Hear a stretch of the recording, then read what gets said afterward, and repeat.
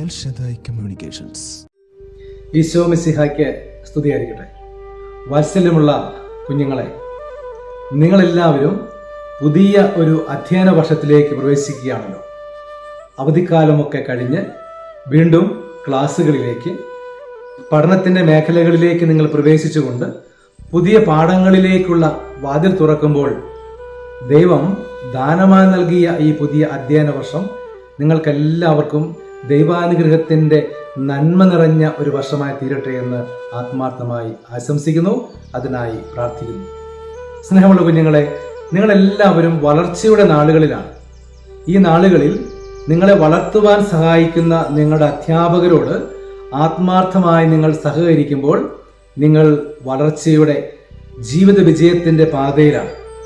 ഒരിക്കൽ ഒരു അക്വേറിയം സന്ദർശിക്കാനെത്തിയ ഒരു ബാലൻ അവിടെ ഉണ്ടായിരുന്ന ഒരു മനുഷ്യനോട് ചോദിച്ചു, ഈ അക്വേറിയത്തിൽ കാണുന്ന ഈ സ്രാവ് അത് എത്ര വലുപ്പമുള്ളതാകുമെന്ന്.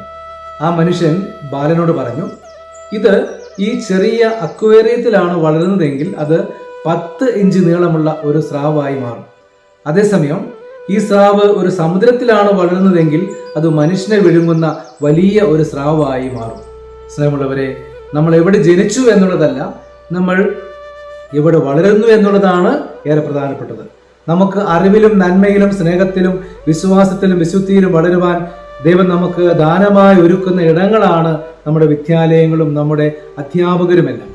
ദൈവം നമുക്കായി ഒരുക്കുന്ന ഈ ഇടങ്ങളോട് ആത്മാർത്ഥമായി സഹകരിക്കുമ്പോൾ ജീവിതത്തിൽ വിജയം കൈവരിക്കുന്നവരായി നമ്മൾ മാറുന്നു. ഈ പുതിയ അധ്യയന വർഷം ഇതിനായിട്ട് നിങ്ങളെ സഹായിക്കട്ടെ എന്ന് ആഗ്രഹിക്കുന്നു, അതിനായി പ്രാർത്ഥിക്കുന്നു. സ്നേഹമുള്ള മാതാപിതാക്കളെ, നിങ്ങൾ ശോഭനമായ പ്രതീക്ഷകളോടെ മക്കളെ സ്കൂളുകളിലേക്ക് അയക്കാൻ ഒരുങ്ങുകയാണല്ലോ. ഇന്നത്തെ സങ്കീർണമായ സാഹചര്യങ്ങൾ കാണാതിരുന്നുകൂടാ. നിഷ്കളങ്കമായ കുഞ്ഞുങ്ങൾ നേർവഴി വിട്ട് വീടിന് പുറത്തുള്ള ചതിക്കുഴികളിൽ വീഴാറുണ്ട്.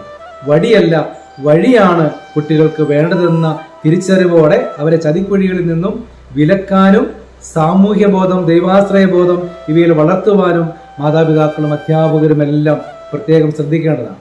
മക്കളെക്കുറിച്ച് ശ്രദ്ധയും കരുതലും പ്രാർത്ഥനയുമുള്ളവരായി നിങ്ങൾ മാറണം.